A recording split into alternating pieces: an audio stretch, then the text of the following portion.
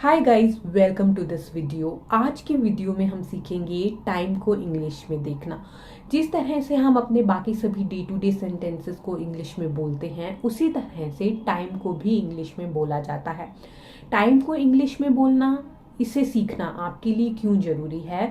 क्योंकि अगर आपसे कोई पूछता है व्हाट्स द टाइम और व्हाट टाइम इट इज़, मतलब वो आपसे इंग्लिश में टाइम पूछ रहा है, तो अगर आप उसको हिंदी में जवाब देते हैं तो वहीं पे आपका कॉन्फिडेंस खत्म हो जाता है।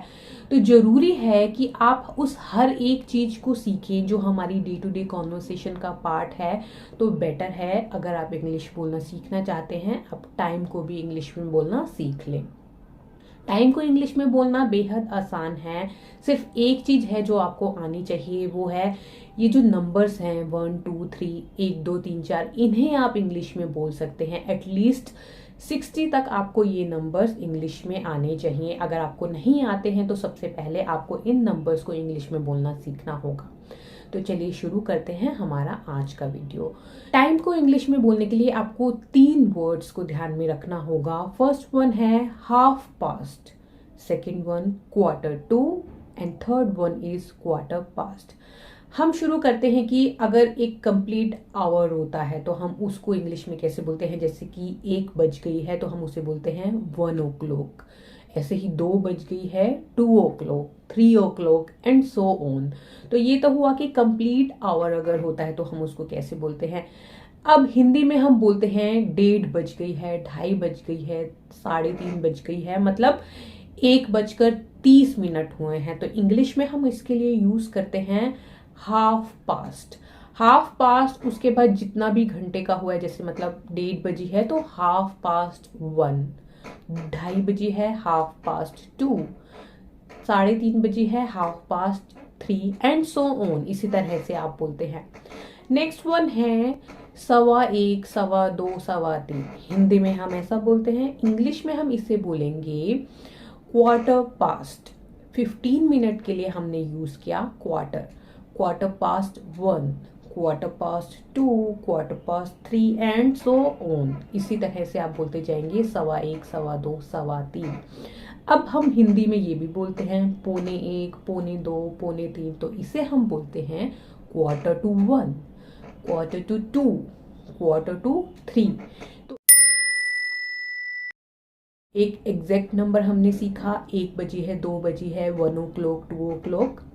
फिर हमने सीखा 1:30 बजी है, 2:30 बजी है, हाफ पास्ट 1, हाफ पास्ट 2। फिर हमने सीखा 1:15, 2:15, quarter past 1, quarter past 2, 1:15, 1:15, quarter to 1, quarter to 2।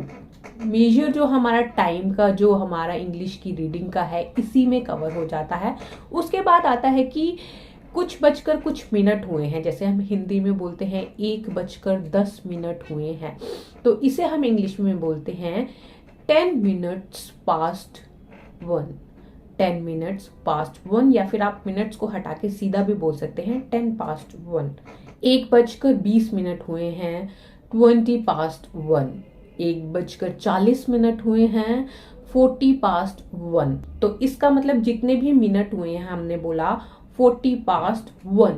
अब हमें सीखना है कि जैसे हम कई बार बोलते हैं 12 बजने में 5 मिनट हैं, तो इसके लिए हम यूज करते हैं 5 minutes to 12।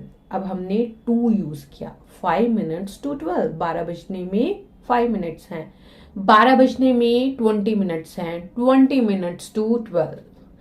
अब यहाँ पर हमारे अगर 15 मिनट्स हैं तो 15 के लिए वही हम क्वार्टर यूज करेंगे, क्वार्टर टू 12, मतलब 12 बजने में 15 मिनट है। तो इस तरह से हम अपने इंग्लिश में टाइम को ट्रांसलेट करते हैं। अब आपके लिए 2 क्वेश्चन हैं, आपको उन्हें ट्रांसलेट करना है। एक तो आप बोलेंगे 4:15, इसे इंग्लिश में कैसे बोलेंगे, और एक आप ट्रांसलेट करेंगे 3 बजने में 25 मिनट। इसे इंग्लिश में ट्रांसलेट करके कमेंट सेक्शन में लिखिए, मैं आपको जरूर जवाब दूंगी कि आपने ट्रांसलेट सही किया है या गलत। मिलते हैं हमारे नेक्स्ट वीडियो में।